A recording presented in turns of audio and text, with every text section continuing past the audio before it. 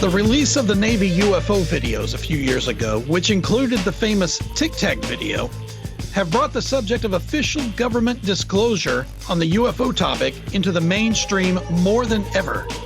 But what many people don't realize is that the US government has already disclosed the existence of UFOs 70 years ago.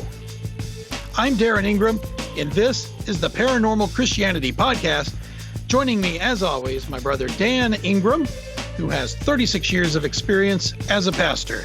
He has his master's in theology and is the author of several books, including the one that details our discussion in this episode.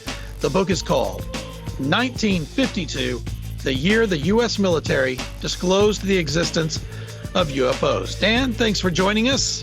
Good to be here. Thank you. And that book is on Amazon, correct? Amazon. Go and type my name in, Dan Ingram, 1952, and this book will pop up and you can order it. All right. And you have other books available as well, right? I do. The other book that I have written is a novel, and it is called The Book. It's a name I came up with, and I call it a partial fiction. It is a sci-fi thriller that does have something to do with the UFO type thing that we're going to talk about tonight. But The Book is about 9 families living way out in the secluded woods, and they are experiencing their last day on Earth, and they encounter pure evil. And this man that I encountered in the book, I met him at Starbucks one morning, and he gave me a 1929 journal of his family experiencing their last day on Earth with the book. And he told me to research it. And that's what I did. And here comes the book. It's a partial fiction. That's awesome. That's available on Amazon as well? Amazon as well. Type in my name and then The Book, B-O-O-U-K-E. B-O-O-U-K-E. Mm-hmm. All right. Well, make sure you look that up. But right now, we're going to be talking about the other book that you got going on, 1952, the year the U.S. military disclosed the existence of UFOs. Okay, this is something that many people, I'm sure, do not know has actually happened. And in your book, you actually have all of this documented, right? Absolutely. So this isn't, your book is not hearsay. It's not speculation. This actually happened. That's why it took about 4 to 5 years to write. I'm looking in the back right now, and it has all kinds of appendix in it and photocopies of FBI, CIA papers in both of the appendix, and it has well over 300 footnotes documented where you can find these. Right. So this is all sourced and all verified. All right. So I guess right now, why don't you just take us through what happened? Because I'm sure people are like, 1952, disclose what in the world was happening back then. So take us through how all this occurred. Yeah, very quickly. I've always been fascinated with the UFO type idea stuff, and just doing some research and found out that in 1952, many UFOs appeared over the Capitol building for a period of a couple of weeks. They would come and go. U.S. military was given shoot.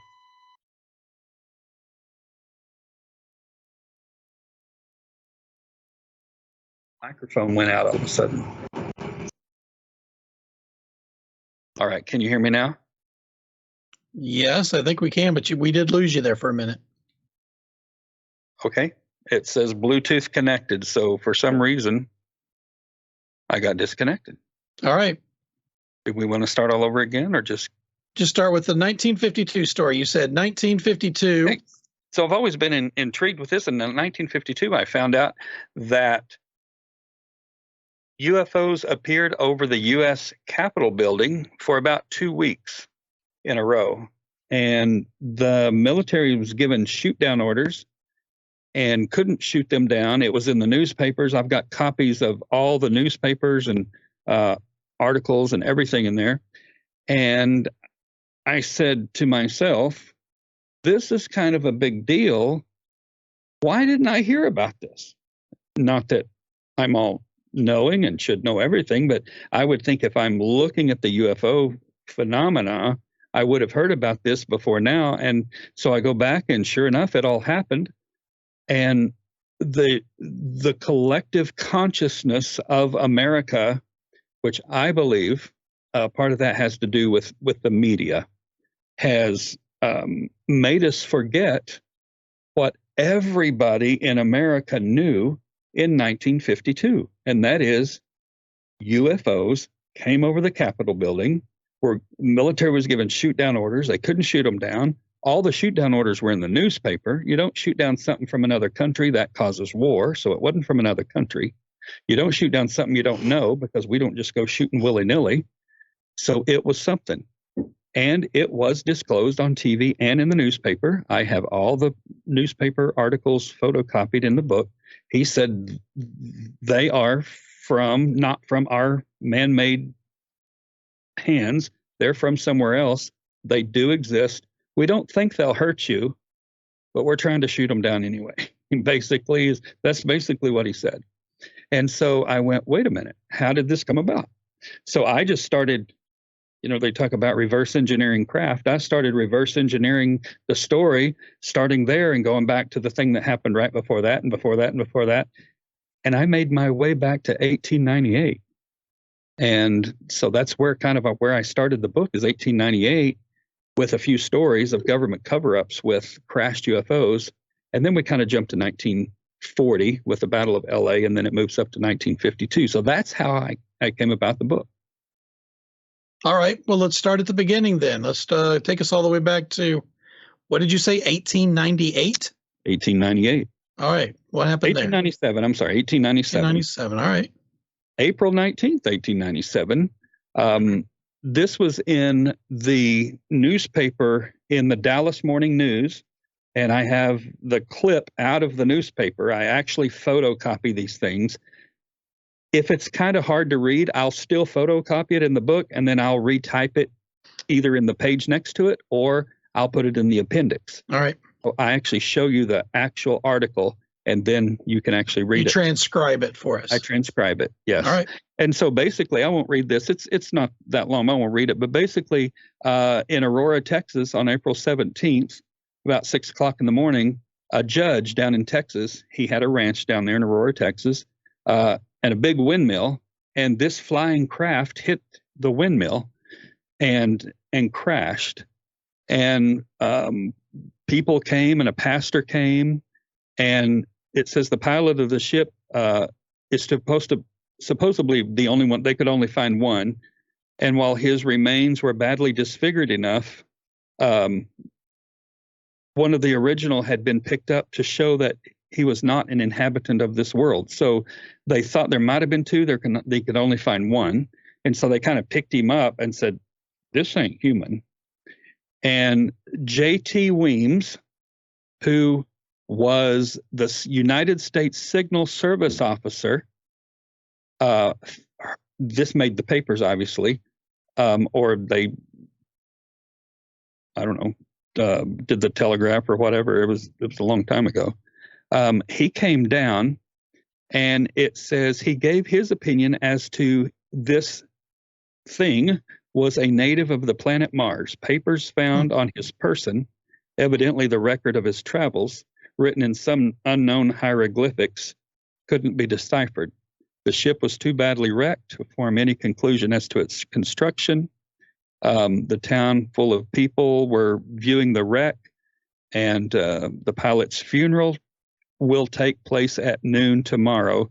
S.E. Hayden was the one who wrote the article. So you have a pastor that came down, a funeral, J.T. Weems, a U.S. signalman, and what happened, from what I could find out, is he took the papers back, all the information back. Nobody ever heard from him again. The government guy did. J.T. Weems. My opinion, the first really big cover-up the United States made. And you can ask them about it. Freedom of Information Act. So throughout this interview, I'm going to call it FOIA, which is Freedom of Information Act, where you get information from the government. They'll say they don't know anything about it. It's right here in the Dallas newspaper. So I go all the way back to 1897. So in that instance, let me just get this right. And you have this article in your book. Newspaper said that a craft crashed on this guy's land. Mm-hmm. And you said With he had a terrific explosion. And he had a windmill. What it hit the windmill. It hit the windmill. Crashed with a terrific explosion, and they said they recovered a body, and that they said it was not of this world, that they thought it was from Mars, which is their way of saying extraterrestrial. Mm-hmm. And they buried it with they had the pastor come and perform the funeral. That's correct. On that land. Where, if I remember right, you can actually still go to Aurora and see where this thing, but they won't let you dig it up, the cemetery committee, because people have tried to dig it up, and they won't let them exhume the body. And a government guy showed up. J.T. Weems. And took the papers. What happened to the craft? Does it say? It says that ship was too badly wrecked to form any conclusion as to its construction or motive power. It was built of an unknown metal resembling somewhat of a mixture of aluminum and silver, and it must have weighed several tons. The town full of people today are viewing the wreck and gathering specimens of the strange metal from the debris. The pilot's funeral will take place tomorrow at noon. So it does. So people just evidently they took it according to the newspaper article. Okay. Back in 1898, and obviously they didn't have internet or any high-speed news, so this stayed completely contained and very local, I'm sure, for the next however many years, I bet, right? Yes, and it wasn't discovered, really. This kind of lost collective consciousness, too, until, I'm going to say recent. And by recently, I'm thinking like maybe 70s, 80s. All right. They found this in a newspaper. So you go to this because this is one of the first, if not the first, documented times that the American government has gotten involved in a UFO incident. So that kind of disappears and goes off the radar. Mm-hmm. What's next? Where do we go from there? So I actually talk about from there, the government really kind of covering that up and the government trying to take control. And then what really leads up to, I think, some collective consciousness after this is revealed to try to take it out of our consciousness. I actually have a very short chapter on how the early 20th century shaped how the military dealt with UFOs, because the government put out, actually, socialist government and Woodrow Wilson in 1913 to 1921 put out this kind of sedition act thing, and it caused neighbors to spy on neighbors. Okay. And actually, the Philadelphia Eagles football team came from this. Have you ever heard of the Blue Eagle? People would put Blue Eagles in front of their stores, which means that they would buy and sell according to the government rules, and they wouldn't out. If I had a bread store and you had a bread store and I had a Blue Eagle, I would sell my bread according to what the government told me to sell it. But if you had a bread store and didn't have a Blue Eagle, you could sell it for 10 cents more, but I could turn you in, and many people went to jail for that. And so we see the government starting to take control and cover up in the 20th century. The NRA, which is not National Rifle Association, but they started spying on people. And who was the NRA if they're not the National Rifle Association? The National Recovery Act.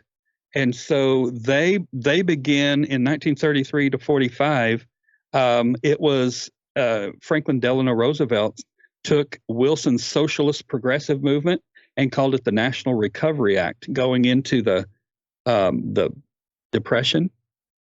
And so, so what happened was you kind of had to fall under the government's rules of how you work, what you get paid. In fact, let me just read you this real quick. There were codes that went out that talked about if people violated these codes, they were fined $500 a day. People were put in jail for spying on people that weren't following these rules. It got real socialist real quick. And so we see government suppressing, government covering up, and government controlling the media. All right. That's where it really started, with government controlling the media about spying on their neighbors and different things like that. So when the big battle comes up, the first big battle against a UFO, and this was the next big chapter in my book, is the Battle of Los Angeles.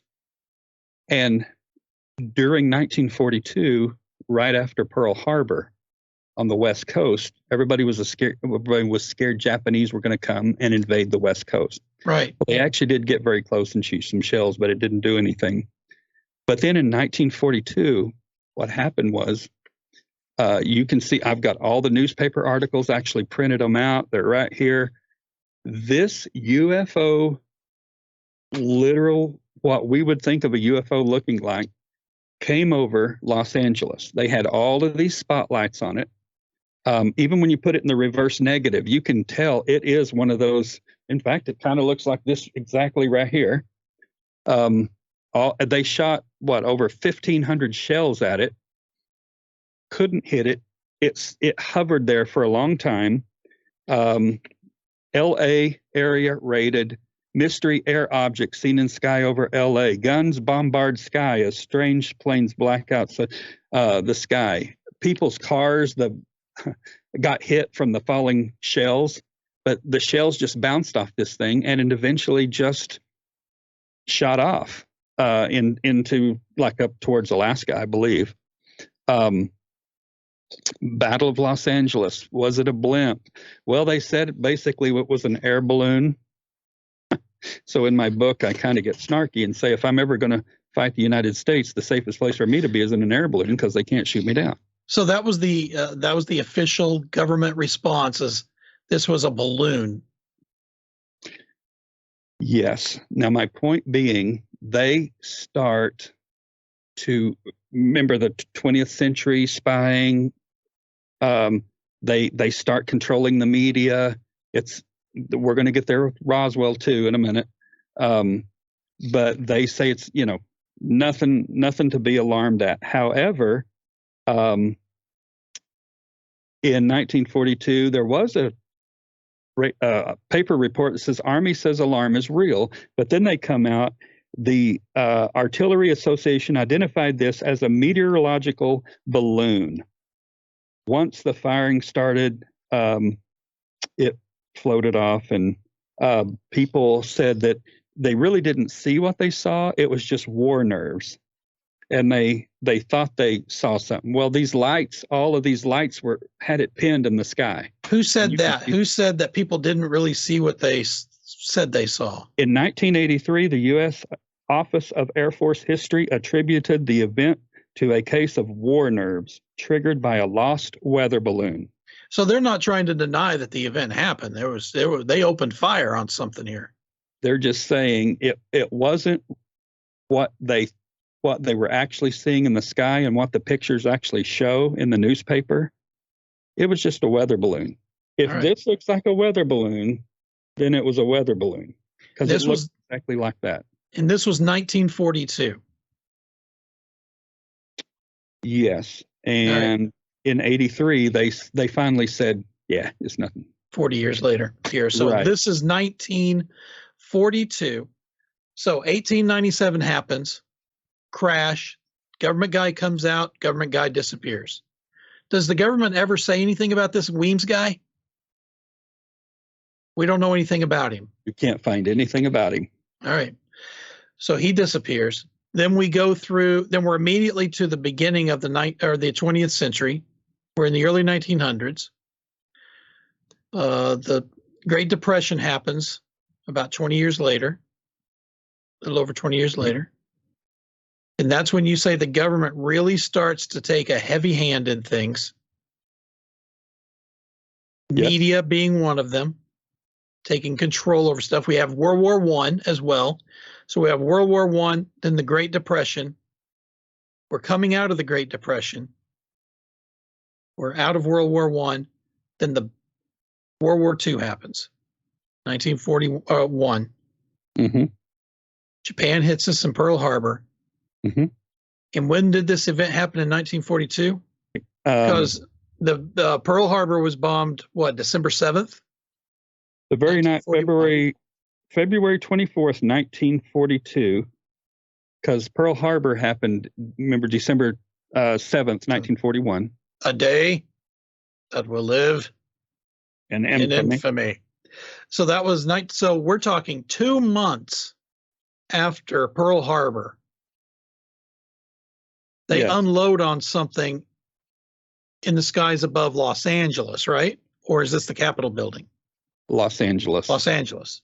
Now, what's interesting is the night before, February the 23rd, 1942, Japan did get a submarine over to the coast and try to fire. They did fire on the coast, but they were deflected. But the next night, that's when the UFO came over, February the 24th. Spotlights went on it. They could see everything. They could see this thing clear as day. All right. Shot over 1,400 shells at it. And it was a balloon. It was a meteorological weather balloon. All right. So this is February 1942. All right. Where do we go from here? During the war. World War II. During World War II, these things called Foo Fighters were encountered by the American Air Force, Germany, Japan. These balls of light would fly in and out of these planes, and they would give them havoc. And there's actually books. I have a book on UFOs during the wars, many wars. UFOs happened a lot during Vietnam. They happened in the Revolutionary War.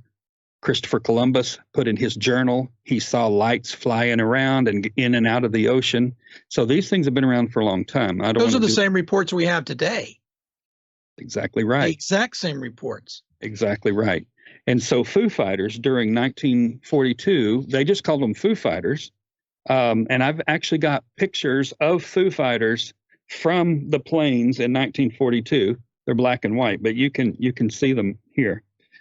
So these things did not stop. So 1942, they hassled all of, not just any one particular side, but they hassled all the militaries in all, that were fighting. And then I also document all the little things that happened with UFOs and headlines and different things all over the world during this time. So then... So you're saying there were UFO reports everywhere, all over the world during World War II. Yes, and I have all of these little reports in here. Like in Germany, in 42, Germany had a newspaper about a UFO report.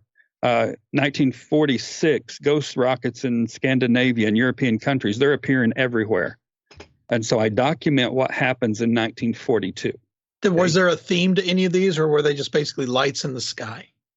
Well, except for the Battle of a lot of them were lights in the sky, but the Battle of Los Angeles, it looked just like this right here, because all of these big air, these lights that they could see the airplanes with, and this thing was stationary. It just sat there. That's why they searchlights.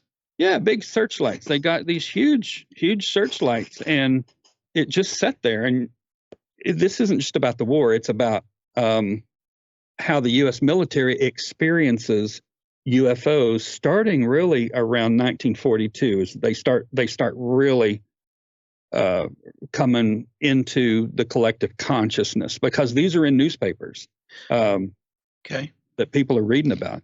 And when I say a flap, what a flap is a period or season where people see many UFOs at one time, or there's many showings of UFOs during a year or a month. So 1 month may have a big flap, or 1 year. 66 was a big flap.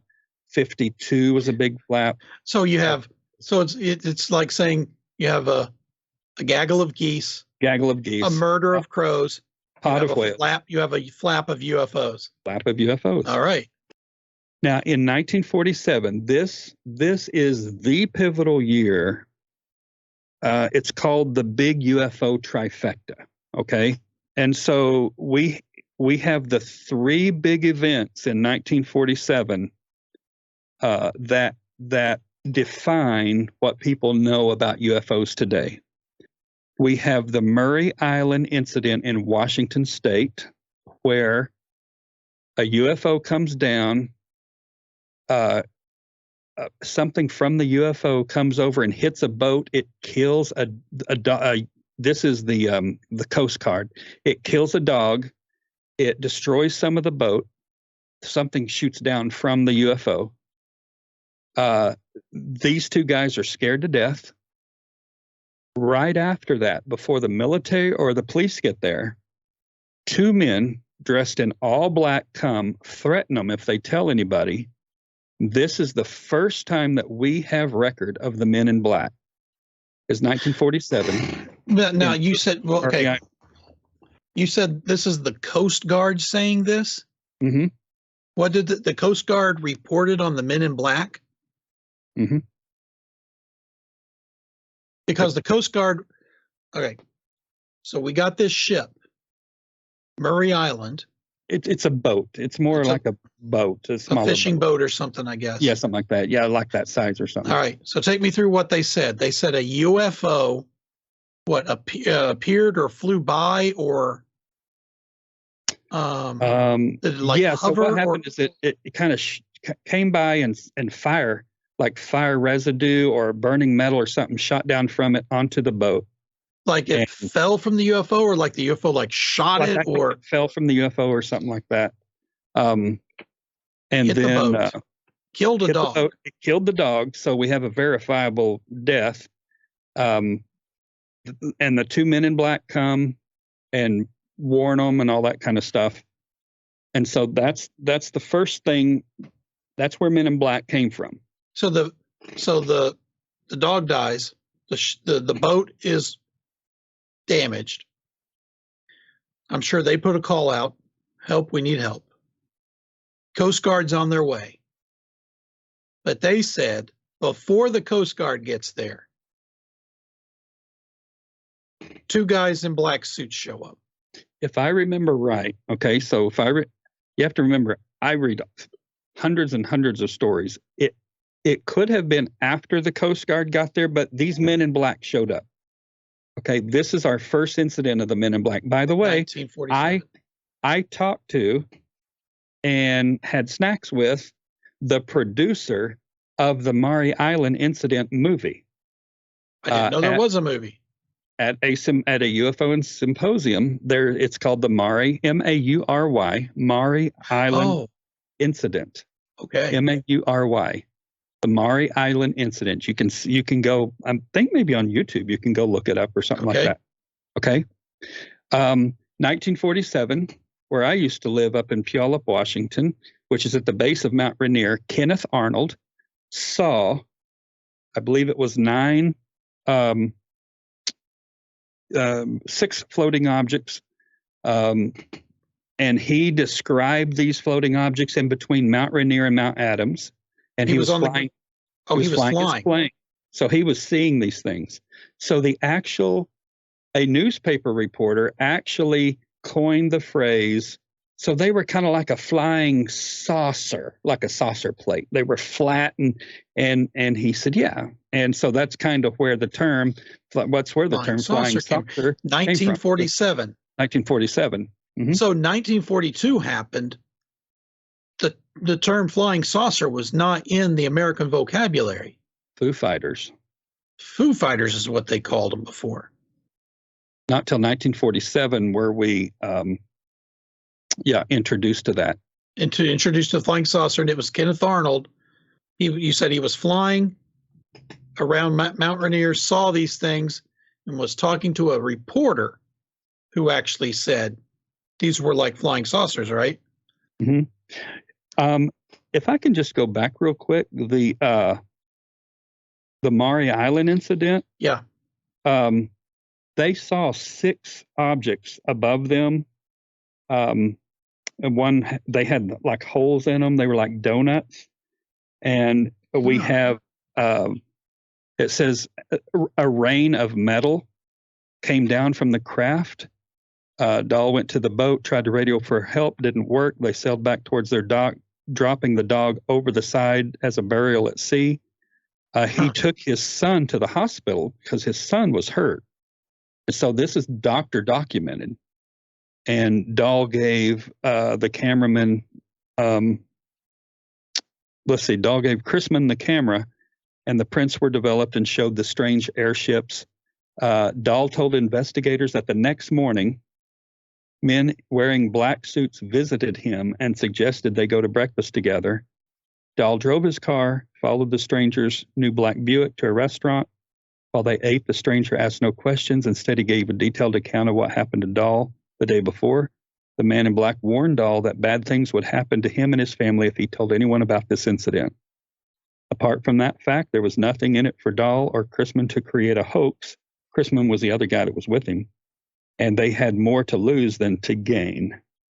And there is an FBI teletype from J. Edgar Hoover on 8/14/47 that said it would also appear that Dahl and Chrisman did not admit the hoax to my Army officers. So that they did what? Say that last bit again. They did not admit that it was a hoax in private or anything like that. That they said it was real, and that comes from J. Edgar Hoover, a teletype from J. Edgar Hoover, head of the FBI. Mm-hmm. And so these guys, what was the date of the Maury incident? That was June 21, 1947. Okay, so the summer of 1947. They said that, okay, the way it sounded was like UFO dropped one thing. They said it was a rain, like a whole bunch of stuff was coming down. Yeah, there was one big thing that hit the boat. But they got hit by one of it. Yeah. One of whatever was falling. Now, I'm not going to go into this, or our podcast would be 4 hours, but there are strange things that happen after that. And it's more personal to me because I lived out there right where it happened, and I lived right beside McChord Air Force Base, Lewis McChord now, but where a B-25 came in, got some stuff, and that plane crashed immediately as it was taken off. A big group of people came and got some stuff off the plane because evidently they knew there was something on the plane. There's a lot of cover-ups that point to this, and I talk about that in detail in the book about that. And when the big B-40, when the big plane crashed, I have the newspaper article here. Metal debris of flying disc found reported on plane, which carried Army intelligence men to their death. So they believe that the government had something to do with this plane crashing because they didn't want the stuff from the metal that rained down and all this kind of stuff getting out to anybody else. And several people died even after that. In fact, Paul Lance, the Tacoma Times writer who wrote the article that the plane was sabotaged and shot down, that was his assessment. That ran in the news. Yes. Oh, I've got all the newspapers. The Tacoma Times writer who wrote that died two weeks later of unknown reasons. Pathologists studied his body for 36 hours and could not find any cause of death. Wow. It goes deep. It goes deep. Okay. Then. So that was the first one of the trifecta was the Maury Island incident. Mm-hmm. Then we got Kenneth Arnold and the flying saucer incident. Yes. So what happened was Oh, this gets really crazy too. Kenneth Arnold sees these flying discs. He called them a flying disc. Okay. In 1947. And he was involved. He was a very accomplished pilot. And after he saw these, was involved in an airplane crash just a few days later on August 3rd, 1947, after he reported what he saw. And was he killed? No, he was not killed. He survived. So it was, there's a lot of things. When these first started being seen and reported, people started dying.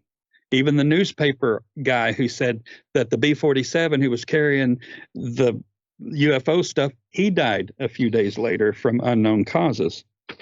And so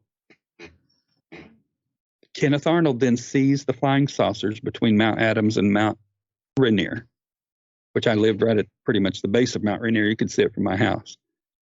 After a few days afterwards, his plane crashes, but he survives. And I've got all the letters from CIA, FBI, all these teletype things going back and forth saying, we're taking these parts to this place and we're taking these flying discs and we've learned this. And I mean, it gets interesting. I just don't have time to go into it. But when... but you found actual letters or communiques from the CIA or one of the 3-letter departments talking about flying discs? Oh, yeah. Oh, they're all in here. Yeah. And that's why it took so long to write the book. It took a lot of research. I could spend all night showing you where they talk about, we took the disc from Roswell over here, and we took these other discs that crashed over there. They went down, and they're smoking guns all through here. There is... Okay. Yeah, we've already passed 2 or 3 smoking guns that I didn't even mention. All right. Letters from presidents and FDR and all that kind of stuff. So we get to, so there's more people dying because they're getting into this wrecked B-24 that crashes. This is still going on. All right. Paul Lance makes this report. He dies. I've got the declassified records of the B-25 crash on this page and the next page, which came from the FBI in Portland. So June 24th, then, Kenneth Arnold sees the UFOs, flying disc, okay? His plane crashes August the 5th, but he survives, writes a book. And there is Kenneth Arnold. Oh, let me see if I can get this. And he draws out what he sees. So he says this, can you see that kind of delta-shaped object? Yeah, I'll put it up on the screen for everybody. All right. I just also want people to see that the book is not, it's not just what I think. It's article after newspaper article after FBI paper. So this wasn't a totally round thing. This was almost a semicircle. Almost a semicircle. Right. Exactly right. And all of the like Fate magazine, Life magazine, everything at the period of the time, I actually went on Amazon, eBay, everywhere I could find. I bought the actual real cover, the real articles of these things, just so I can say, nope, here is the full article. I didn't just take the word for it. I bought these magazines myself from these years. So this picture that he drew, that is in his book that he published? I have his book that he published, yes. What did he call it? I think he called it UFOs Are Among Us. I'm trying to just look at my all of my books over there. Because what's interesting is I had heard, not to get down a bunny trail, but I guess I'll get down a little one.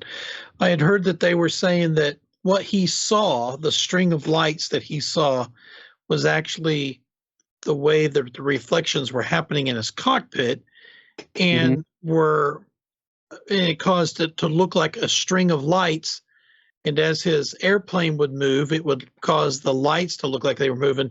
But what he drew was not a glowing light. What he drew was an actual substantive craft with shape. Here's his original paper to the government, and you can see he drew kind of this delta type thing. And as they turned, they looked different angles. So a plate might look like a long oval until it turns this way, and then it's flat. And so he said they looked this way, and then they turned this, and you could see the delta, all of that kind of stuff. So I have his original report and everything. So he wasn't saying these just were lights in the sky. He was saying, oh no, they were saw objects. What's that? Formed objects, not just light. Yes. And that happened in 1947. Maury happened first, right? Mm-hmm. February of 47. Then this Kenneth Arnold was what, June of 47? Yes. And that's the second of the trifecta. All right. And let me get right here. 13 days after the highly publicized Arnold sighting, there's the crash of the UFO in Roswell, New Mexico. 13 days? 13 days. That was actually the second crash. There was another crash as well. They just recovered the Roswell one first. There's say that again. The Roswell crash was actually a second UFO that crashed. There was another one that crashed first, but they recovered and did everything with the Roswell one first. You mean they crashed at the same time? One crashed within a day or the same night or something like that, or a day of each other. Where was the first crash? Yeah, I would have to. Yeah, I'll have to look and see. I'll see if I can see that here in just a second. I actually looked that up the other day and already forgot it. But 13 days later, so 47. Remember, I said there was a big flap in 47. It wasn't just Roswell. There were these things all over the place and all over the world. It's not just America. 47 was a big year for UFOs. Okay. And I have the teletype from Dallas FBI to J. Edgar Hoover concerning the UFO Roswell crash. They describe it in detail. This is a hexagonal shaped object, and so he explains it. Now, remember we talked about how the government wanted to suppress everything? The first two newspaper reports that came out in the Roswell paper and around the world is this. RAAF, that's not the Royal Air Force. That's before we think of RAAF as the Royal Army Air Force, but that was before our Air Force changed names. This is the Roswell Army Air Force, or airfield, captures flying saucer on ranch in Roswell region. What are you reading from right now? I'm reading from the actual newspaper that came out from Roswell the next day. That's the actual newspaper. RAAF captures flying saucer. This is from the Roswell Daily Record on ranch in Roswell region. The next day, General Ramey empties Roswell saucer. The reporters had to go to the information officer. The police have an information officer. Fire department has an information officer. Right. The Army has an information officer that gives reports. They had to get this report. Where'd they get it from? The information officer. For 2 days, the first day it says the saucer crashed. Second day it says they emptied the saucer. Okay. This is in the newspaper. The San Diego Times. Army says has discs. Right there. This is going all over the United States from the information officer. Flying disc found by Army.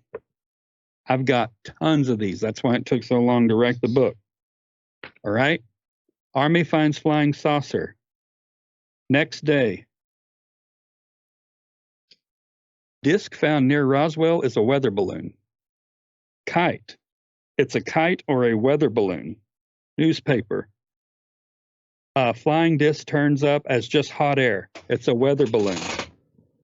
So, remember I said the United States government has had a history of suppressing information from the media, and it started back in the early 20th century. Well, we can see it's starting to put the screws down. That's why I wrote that chapter, not so much about UFOs, but the government influence on the media and the mental consciousness of Americans. Okay. So I put information in here just to show that the information was hot and heavy between intelligence and J. Edgar Hoover's office. There's a bunch of things that go on back and forth, showing how it was taken seriously. All right. J. Edgar Hoover writes at the bottom of his letter in his handwriting. Right here is his handwriting, his signature. We must insist upon full access to the discs recovered. In the instance that the Army grabbed it and would not let us have it for cursory examination. He was afraid that the Army side of it would keep it. And he said, we must insist on having the discs. Wait a minute. I thought it was a weather balloon. Well, that's what obviously the government says. There is no disc. It's a weather balloon. Nothing to see here. Keep on going. We got nothing to give you. That's exactly right. Then I have the letter of the Army Air Force agreeing to cooperate with the Army and the FBI on the disc investigation. Then I have a letter Hoover talking about the disc and the material found in it. I mean, it goes on and on. I have got FBI after FBI after FBI. So we got the FBI saying, we want to see it. We got the Air Force. Did you say the Air Force wanted to throw in with the FBI and said, we want to see it too? And it's the Army that grabbed it? The Army had it first because it was on the Roswell Army Air Force Base. So it was the Army grabbed it, Airfield. And they said, well, at first they said, yeah, we found something. Then they said, nope, just a weather balloon. Everybody go away. Right. Literally almost within 2 days. 3 days. And we had other governmental departments saying, we want to see it. Mm-hmm. So this wasn't, I just want to get this clear. Mm-hmm. This wasn't the whole government throwing in on this. This was a small section of the government taking control of this issue, because you have the FBI saying we're locked out. You have the Air Force saying we're locked out. Actually, I'm not sure there was an Air Force. When I said Air Force, I think it was airfield. I think I misspoke. At the very least, we have the FBI saying we want in, and them saying there's nothing to see here, which I'm just making the leap to people say that there's a small group of people who are actually the secret holders in all of this stuff, you know? And when you explain it like that, like I didn't know Hoover was yelling for access. I just always had it in my head that it was the government as a whole came down on this thing and said, no, we're taking it from the people. And that doesn't seem to be the case. It was a section in the government got hold of it, got control of it, and then said, we don't have anything. So when people said, we want to see it, they were always saying, there's nothing to see. Correct. There's nothing here. UFOs don't exist. It's a weather balloon. So because of the Maury Island incident and the Kenneth Arnold sighting and the Roswell crash, in September of 1947, General George Schlugen at the Pentagon said, this is getting crazy. These are his words. These things are not fictitious or visionary, but something real. He says the shape of the craft recovered undeniably proves the existence of these objects. So because of this trifecta, this is me speaking now, because of this trifecta, in 1948, Project Sign happens. And that's the great grandfather of Project Blue Book. Yeah. Which And is the grandfather of ATIP. ATIP, right. And which so we just found out about. Project Sign was later renamed Project Grudge. And then in 51, it was renamed Project Blue Book. So Project Sign was in 1948, literally months after Roswell. Mm-hmm.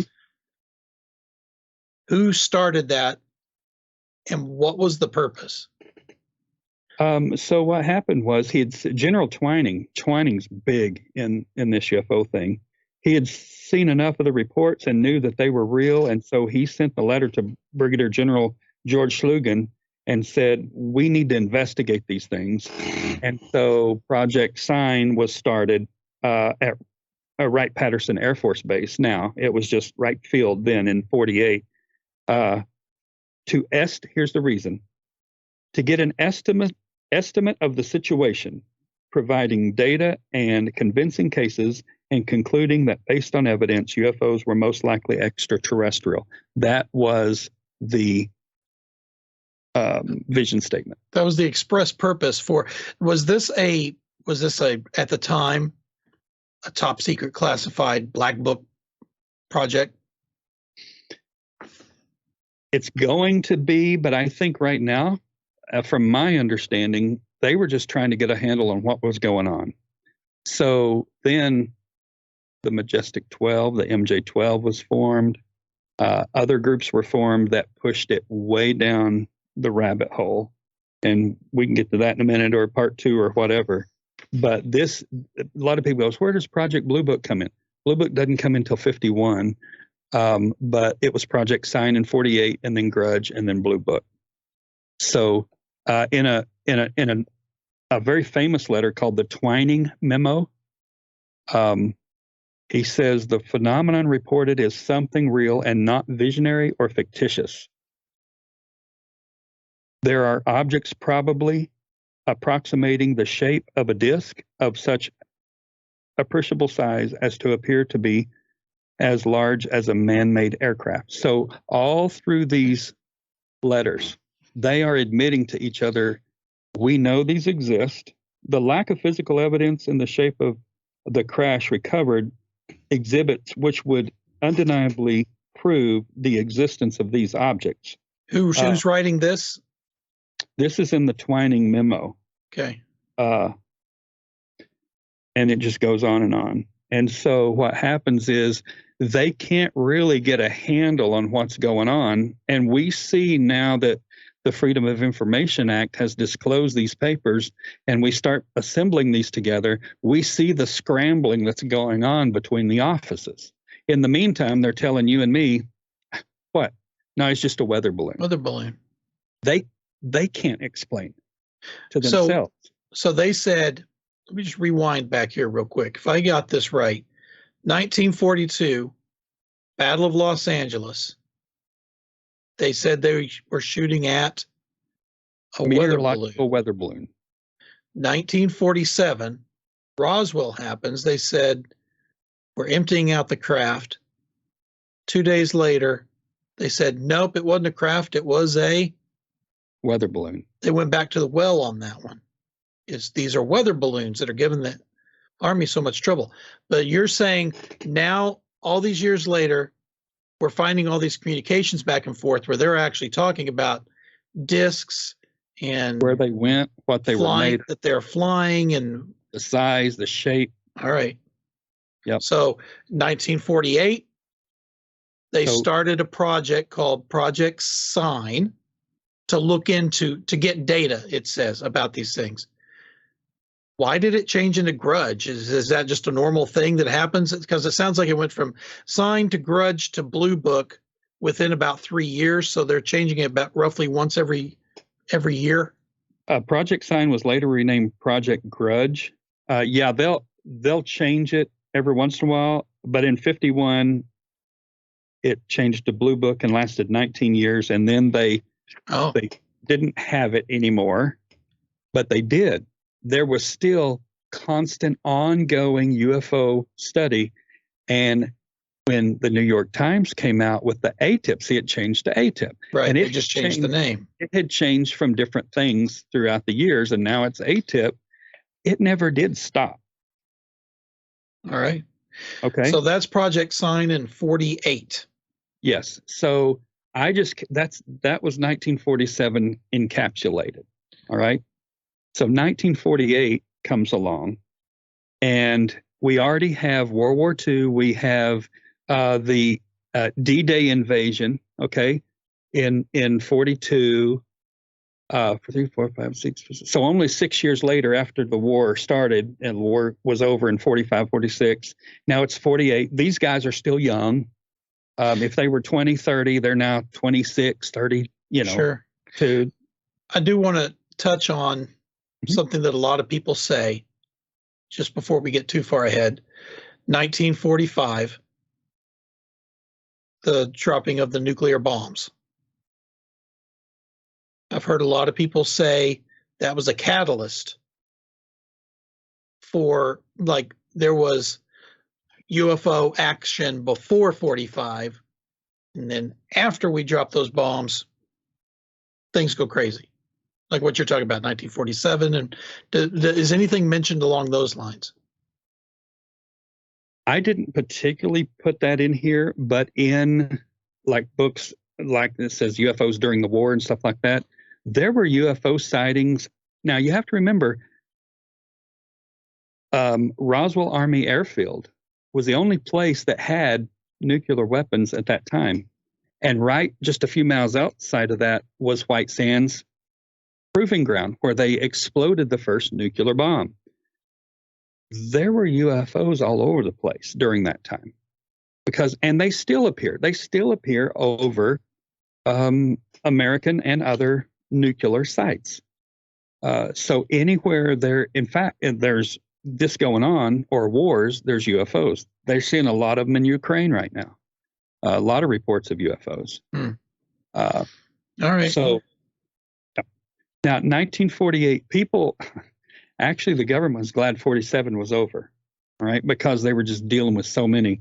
Now, in 1948, in January 7th, 1948, Captain Mantell, Thomas Mantell, which I dedicated this book to, and two others, okay? Captain Mantell was a hero during D-Day invasion. He flew all through that stuff and survived, and he was a decorated war hero, okay? Air Force pilot. Yes. And he became the first casualty in the war against aliens. His plane was actually shot down in 1948 over Fort Knox, Kentucky. And I just visited that in Franklin, Kentucky. I visited the big plaque where it says right here is his plane was shot down. What happened? So he saw this UFO and reported it in. I mean, this guy's a decorated war hero. It wasn't his first rodeo. Right. He has flown missions. I'm sure he's seen Foo Fighters. He's flown mission after in D-Day. And now he's in like the not the Army, but the reserves type thing. Still active. And so he sees this UFO and he follows it, and they say, and he's trying to get close to it, and it goes higher and higher. And what happens is once he gets around it to it, his plane explodes. It was shot down and it crashed right there by Fort Knox, or he was from Franklin, Kentucky. And people saw it. And so the big investigation happened. I've got the whole report right here. And the report came out and said that he was mistaken. He was chasing the planet Venus. And he got too high, and his plane stalled, and it exploded, and he crashed to the ground. National Guard, there it is, the National Guard Flyer dies chasing flying saucer. There is the newspaper report. All right. All right. Well, they, in their investigation, here's another one. Flying disc brings death to pursuing guard pilot. So when I say these things in the book, it's not like, oh, I think a UFO. These are actually in the newspaper, right? It shows pictures of his plane crashed right there. And I call it the disgraceful conclusion and the cover-up.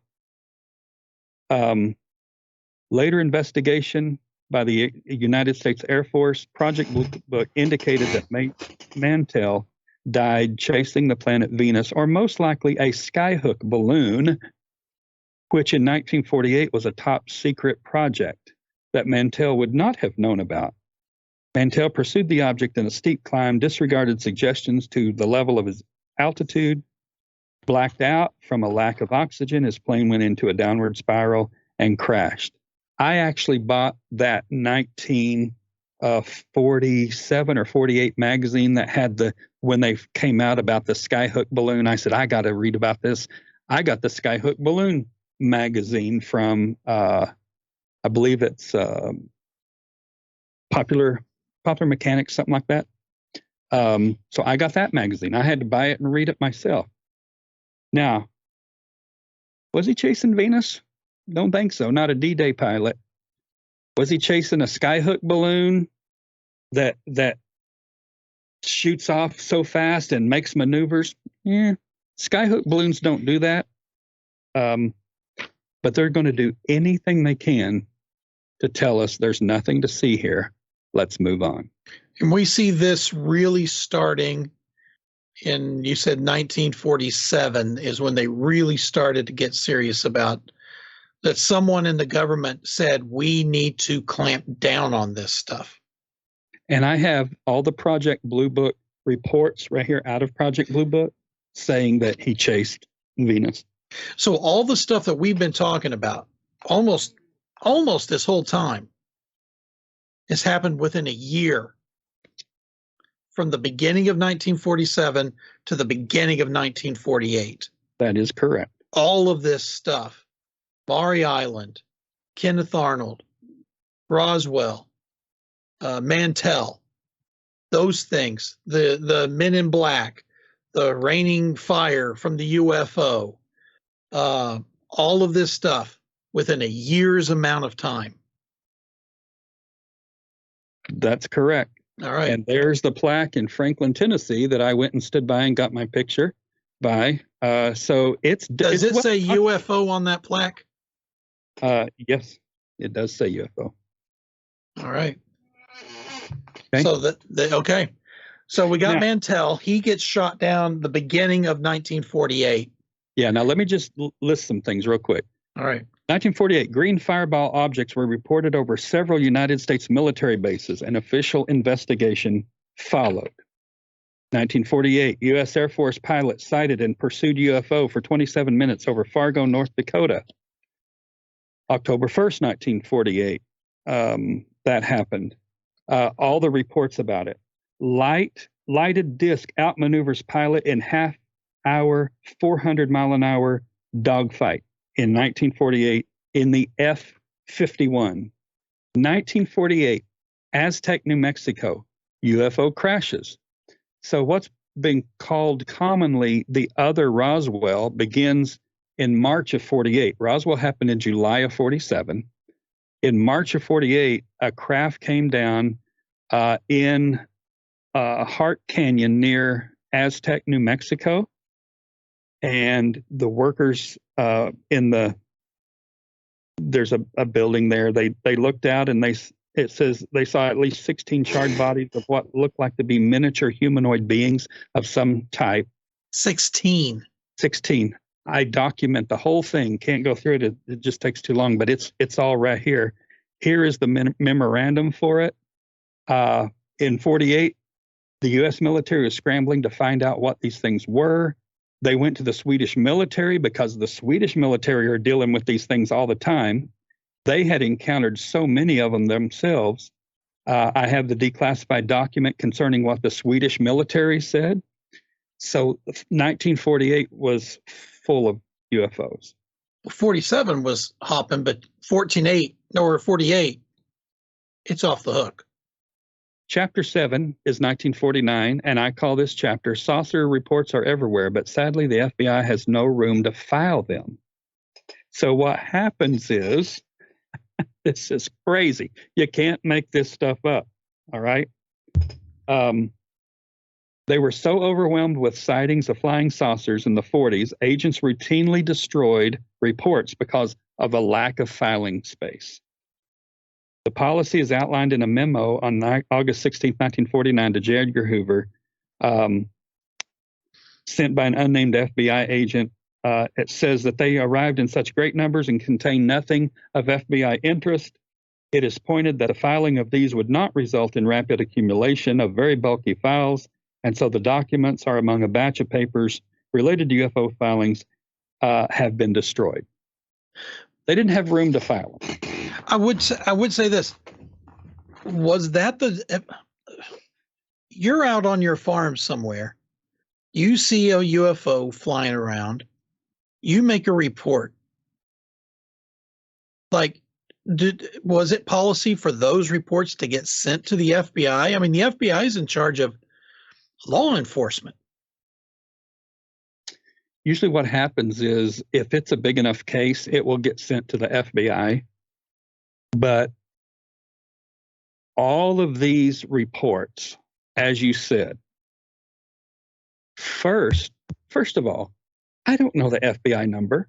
I know 911. Back then, they didn't have 911. They had 0. And that got the operator, which got the sheriff. Oh, I almost guarantee they're talking to their sheriff or local police person. And to your point, I'm Joe Hicks out here riding my lawnmower and I'm seeing something. That's probably not going to go to the FBI. No. But they're saying, we have so many of these, we're just destroying them all because they're of no interest anyway. Okay. There was a big one. March 6, 1949, the Killeen Base, Camp Hood, Texas. We've all heard of Camp Hood, Texas. There was a big one seen over Killeen. It shows the center of the the UFO according to where the base sets. It appeared over Killeen, Texas again, March 17th. So that next week. March 31st, it appeared over Killeen, Texas again, over the Army Air Force Base. April 27th, it appeared again over Camp Hood, Texas, over Killeen Air Force Base. April 28th, the next day, it appeared again. It appeared like 5 times over this one base. They don't know what it is, couldn't do anything with it. What was special about this base? Do we know? We don't know necessarily, but I have all the reports, all the reporters. Okay. That's in March and April. This is in 48. This is in 48. This is in 49. 49. Or 49. All right. May 6th, May 7th, May 8th, June 6th. This is just Killeen over the base at Camp Hood, Texas. All right. These things keep appearing. April 28th, Rushville, Indiana. This is 1949. April 29th, Terre Haute, Indiana. April 29th, DeKalb, Illinois. 49, Tasmania. It happened in Tasmania, Hobart, Tasmania. Boise, Idaho, May 13th. White Sands Proving Grounds, 23rd of June. July, Boise. Now, these are things that did make the news. How many of these things don't make the news, right? These are just the big ones. Right. August 30th, Los Angeles. July 28th, Mountain Home, Idaho. Newcastle, South Wales. Over and over. In 1949, they keep coming. This is the continuation of the flap that you were talking about in 47? Or is this a whole new level? I would say it's a whole new level. So over this long period of time, they'll start breaking it down. Like in 47, from this month to this month, we saw so many. This is a flap. But then maybe I'm just throwing some numbers out here, maybe from December of 47 to February of 48, there's a bunch. So there's a flap there. So they'll kind of group them, right? Now, 1950, the first best UFO picture that was ever taken that has been the most scrutinized, that cannot be debunked, was taken in McMinnville, Oregon. It's the McMinnville, Oregon UFO photo. Farmer took this picture because it kept coming up, and he took this picture, and they can't. I'll put it up on the screen. They can't debunk it. This is the first big picture, and it comes in 1950. Now, remember, I'm not just saying, oh, let's see what happened in each of these years. I am showing you what led up to 1952. Right. 1952 didn't just happen in a vacuum. It was not like nothing happened and all of a sudden, oh, 52, we got some UFOs. No, it started in earnest in 47, and it never quit. Okay. The year I was born, 66, that's a huge flap in UFOs. Gerald Ford was a senator. So many of these things appeared in Michigan, his state. I have all his letters trying to get the government to disclose all of this stuff. So 66 was a big one. So I have all these pictures, all of this documentation, 1950, all this kind of stuff. Even Miss Roosevelt, FDR's wife, had a radio station, not a station, but a radio show. And in 1950, the show was on politics, but she had a section on UFOs where Mrs. Roosevelt interviewed Jack Adams of Little Rock, Arkansas, who, while flying a plane for the Chicago and Southern Airlines from Tennessee to Houston, sighted a UFO over Stuttgart, Arkansas, and she interviewed him on her national show about UFOs. So she gave it recognition. That's the point I'm trying to make. It's making new. This isn't in the 1940s. Here's what you have to understand, not you, but here's what people have to understand. Today we go, oh, that's a bunch of hokey pokey. Nobody believes in that. From 47 to 52, everyone in the United States says, sure, they're out there. We see them in the papers all the time. The Army's dealing with them. This isn't anything new. And nobody ever said, oh, that's hokey. It was in the newspapers every day. And so when it got to 1952, I'm jumping ahead a little bit, and they appeared over the Capitol, people are going, oh, yeah, well, we've seen those since the war. And that was 10 years earlier because of 42, right? And people are going, yeah, well, it's weird, but we're not panicking because it's everywhere right now. Isn't that crazy? And somehow we've lost that as our collective consciousness. We've lost the fact that everybody used to know that they existed. So what happened in 1950? You said she was talking about it on her radio show. Yeah, that everybody's seeing the news reports everywhere. Mm-hmm. Now, all it is it's just radio shows talk about what's popular for the day, and this UFOs are popular because they're being seen. They're in the newspaper. They're being seen by everybody. All right. Okay. Now, have you heard of the Phoenix lights in the 90s where thousands and thousands and thousands of people saw these huge ships come over? Mm-hmm. Okay. What we forgot is in 1950, thousands of UFOs, they called it an armada of UFOs, flew over Farmington, New Mexico.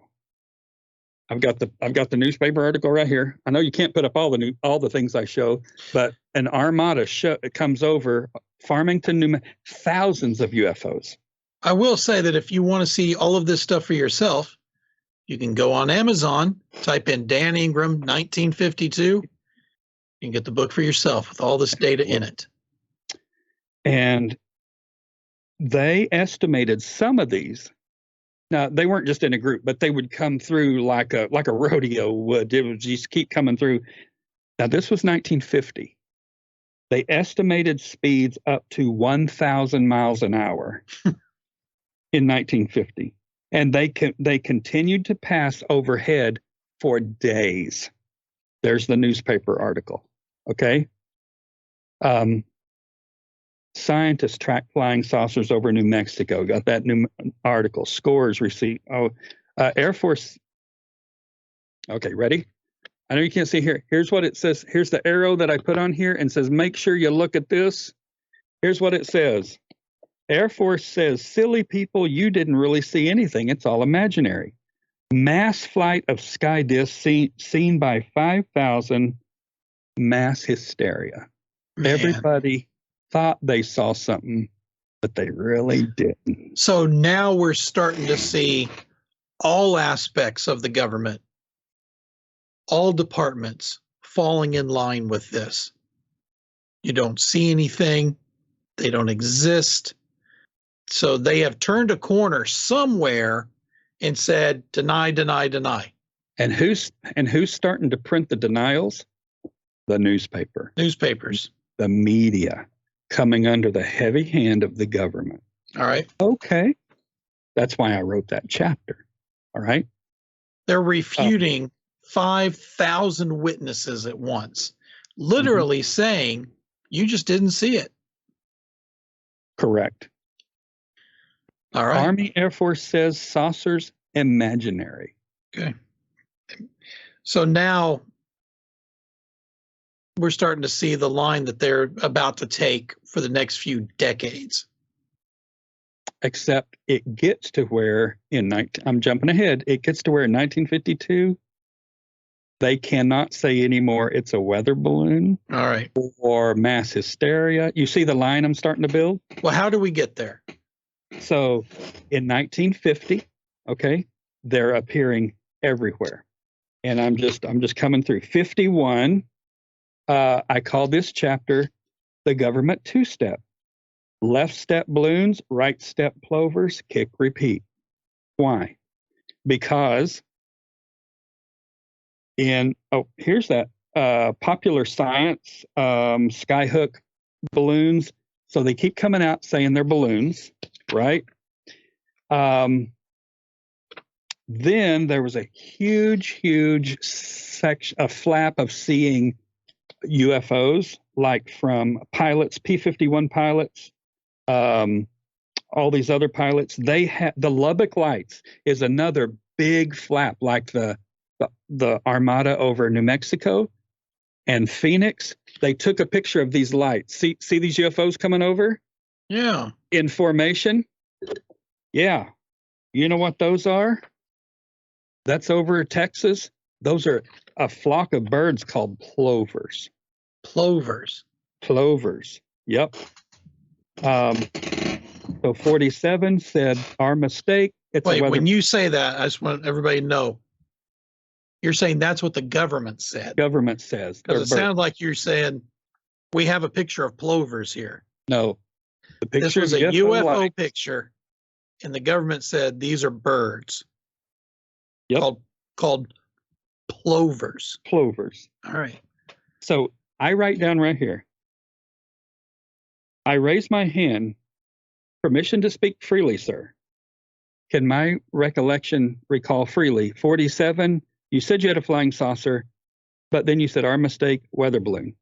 48, Captain Mantell died chasing a weather balloon until 1952 when they revised it to a flying object because they could no longer call it a weather balloon. But in 1949, there were so many weather balloons that they would afraid they would run out of room filing all of these papers because they were weather balloons. And so they threw them away. In 1950, thousands of UFOs that flew over Farmington weren't really anything. They were imaginary. Is that right, sir?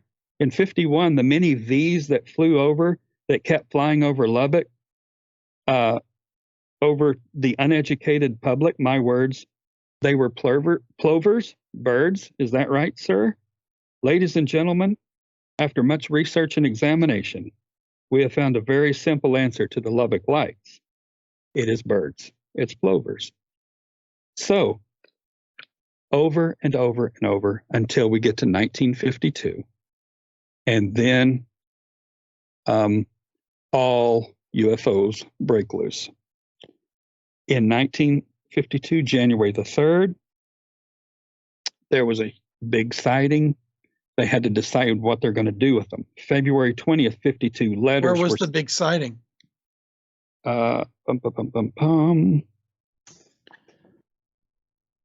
I don't think there were several all over the world.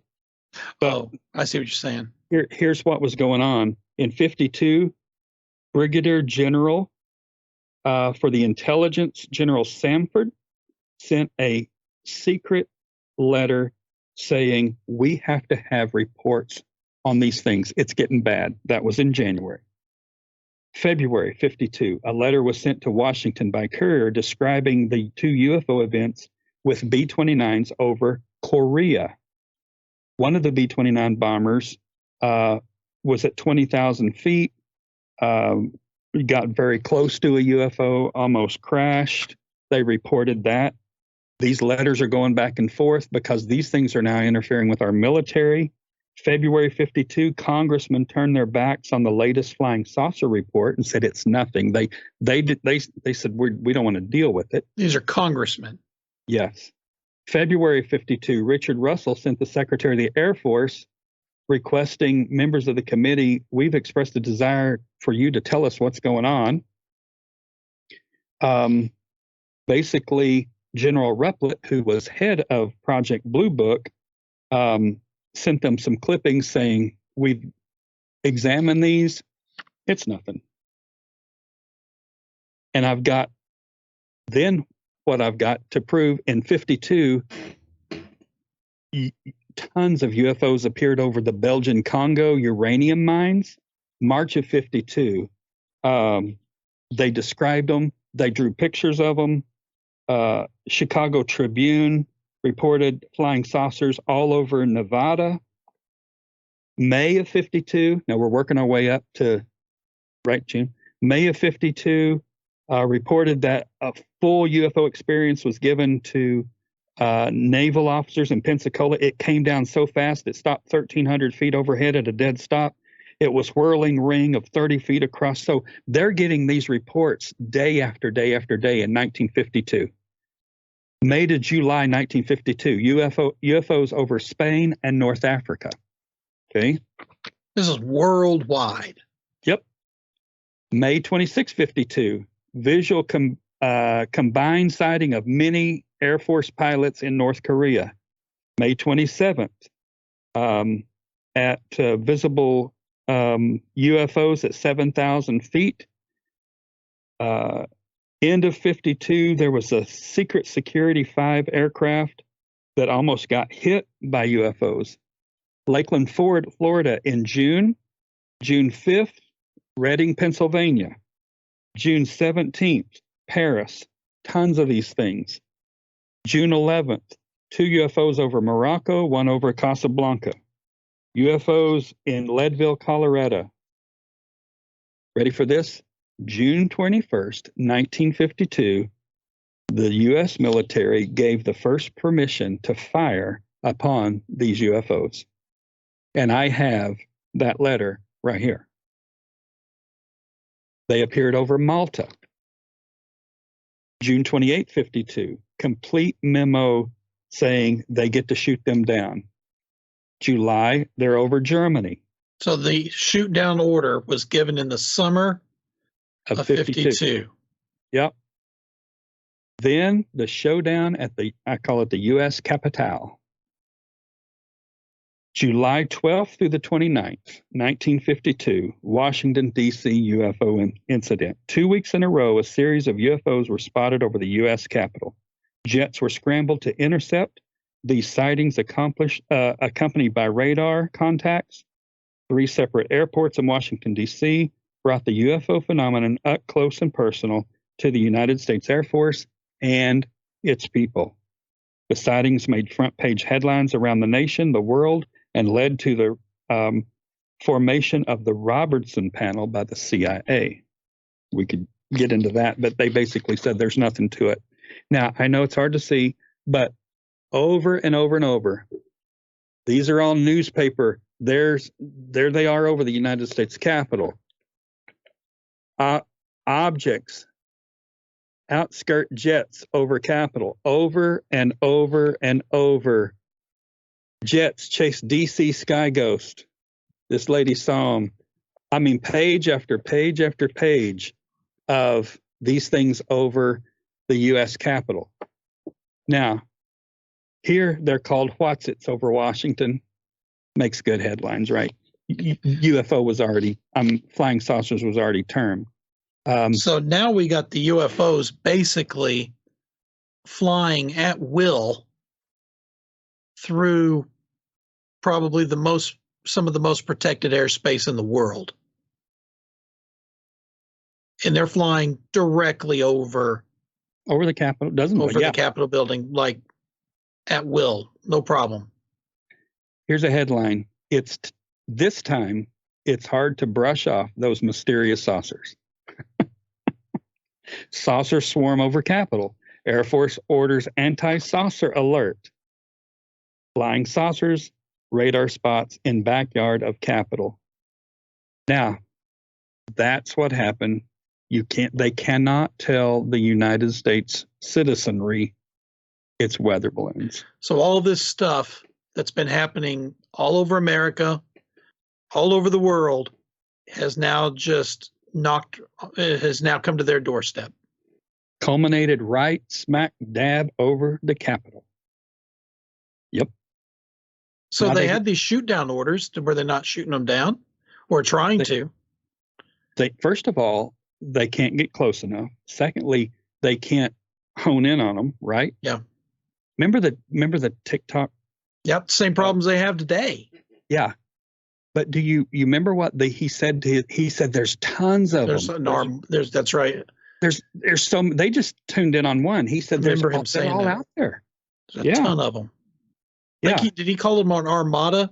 There's an armada or I can't remember. But he said, I do know that he said something like that. He indicated that do you see that? There's lots.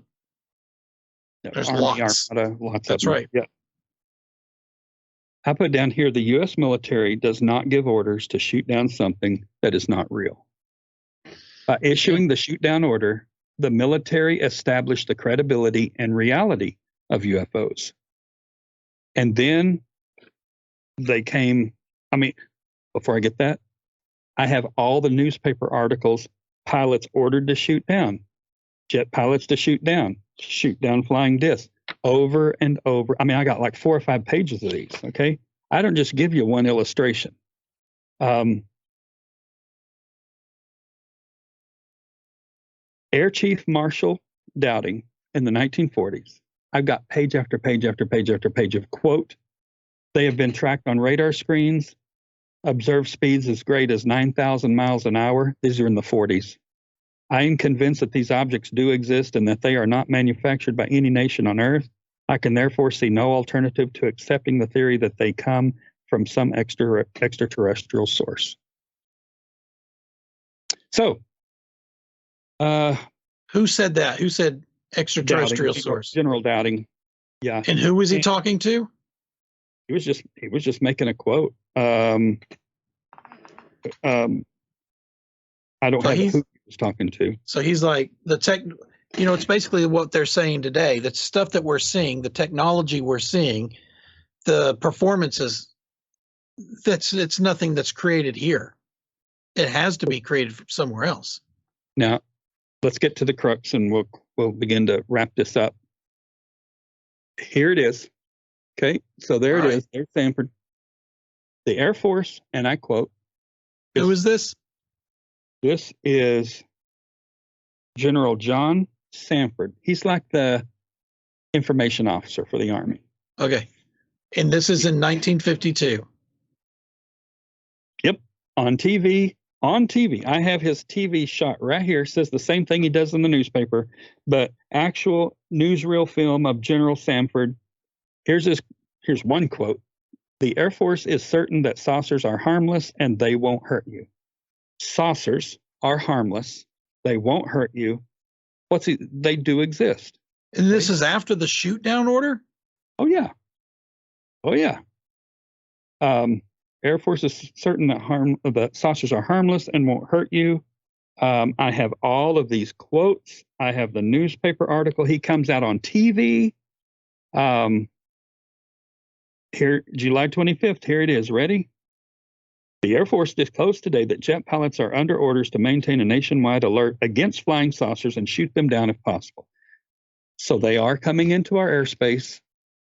They are posing a threat to the military, they say, but not the people. Okay.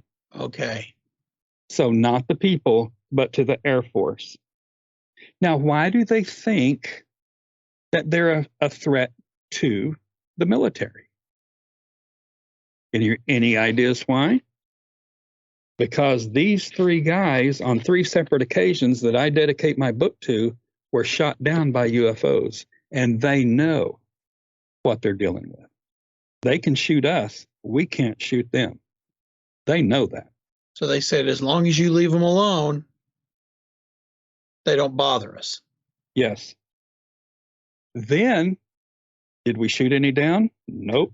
So they came out then on July 30th, 1952. Air Force says objects are no menace to the security of the U.S. Now comes the media disinformation.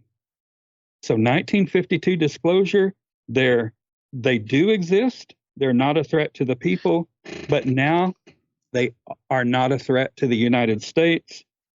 And basically, we're going to start scrubbing this from the collective memory of our people.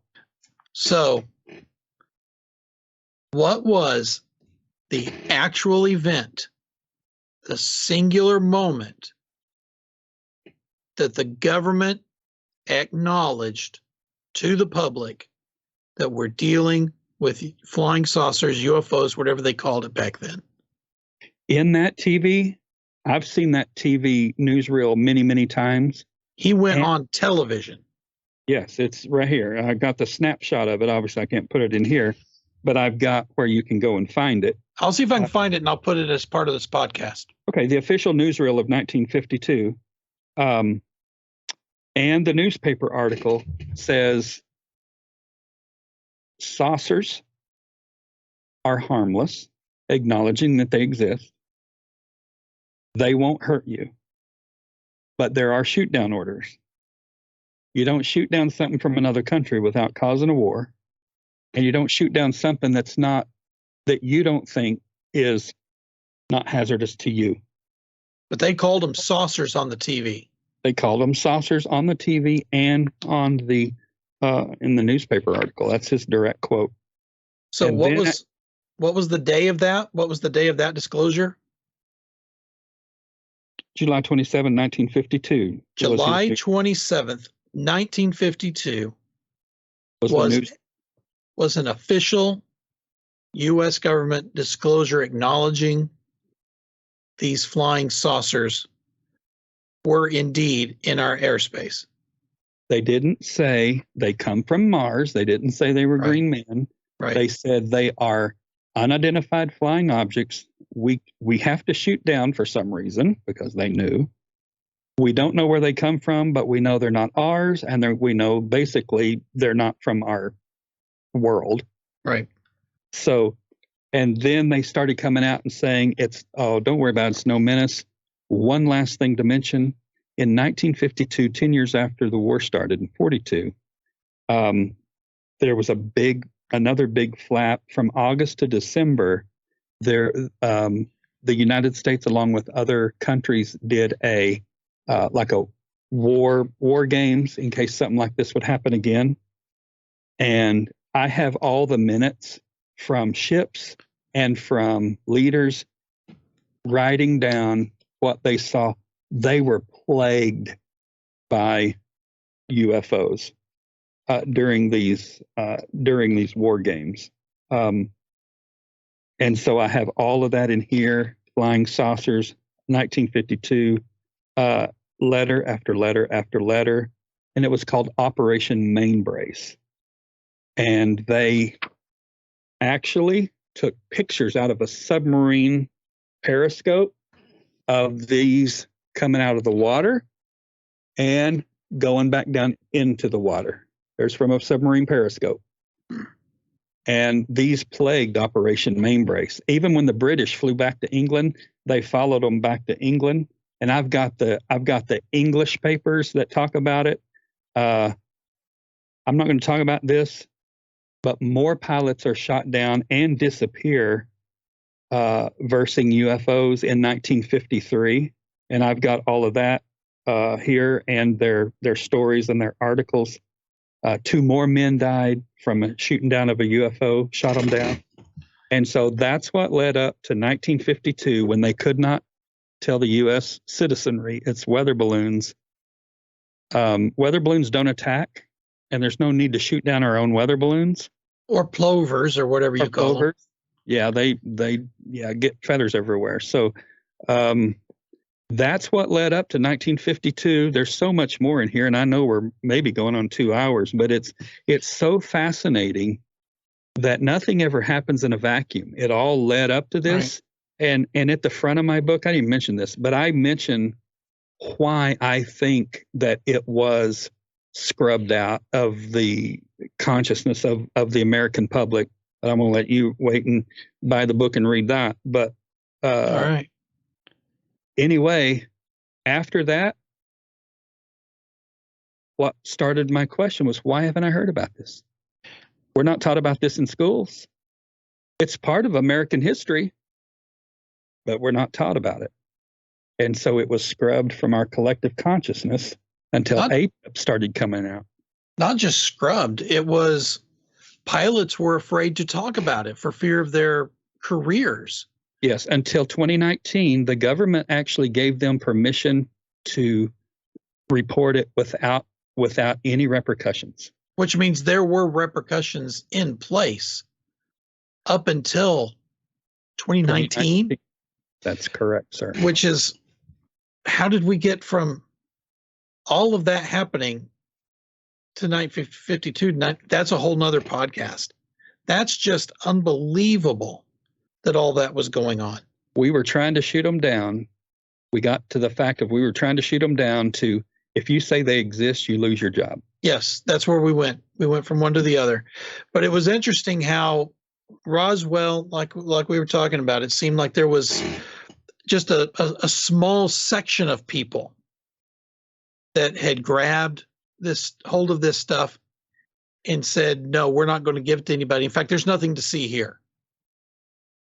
And up until 1952, it seems like we still had some sections of the government that were looking at this objectively, but then it seems like something happened and everything turned on. I think maybe something was discovered. Sure it was. So let me tell you this in about 1 minute. Up until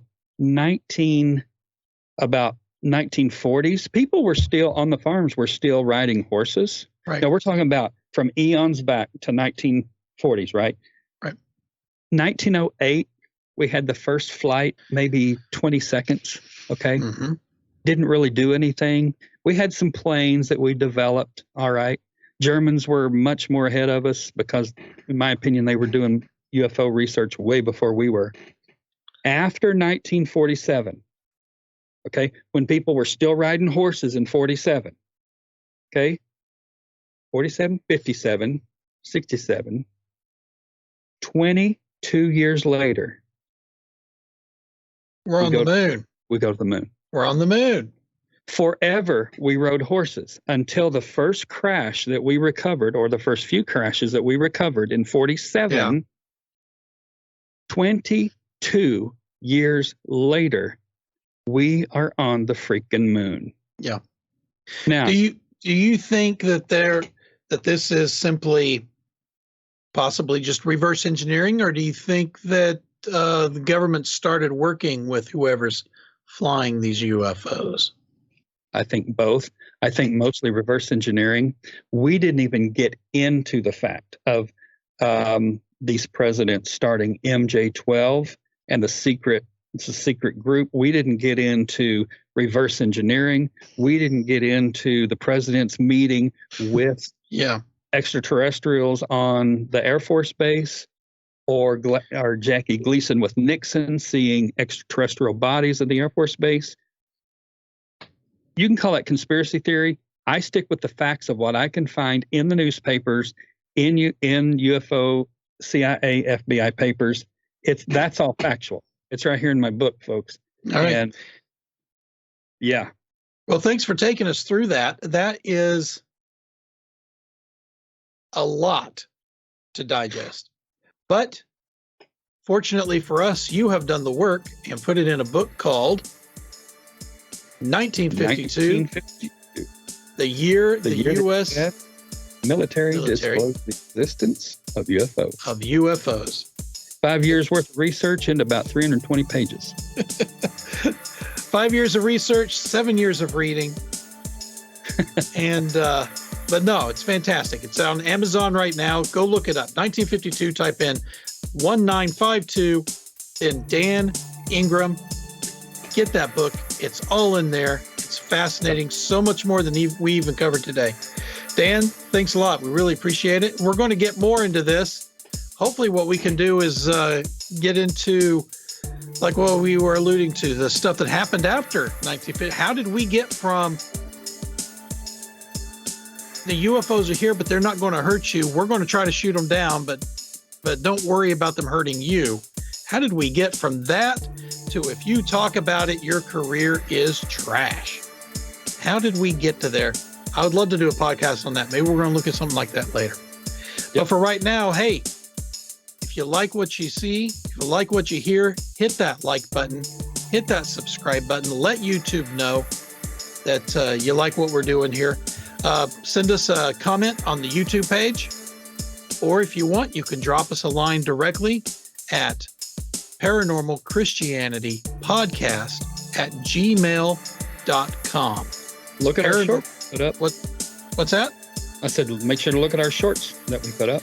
Not our short, but our 60-second little. Our shorts is another podcast, but that's okay. What he means is check out all our episodes on our YouTube channel. And which is how you found it, because you're watching this right now. Dan, thanks a lot. We appreciate it. See you on the other side. All right. Till next time. Thanks a lot. Bye.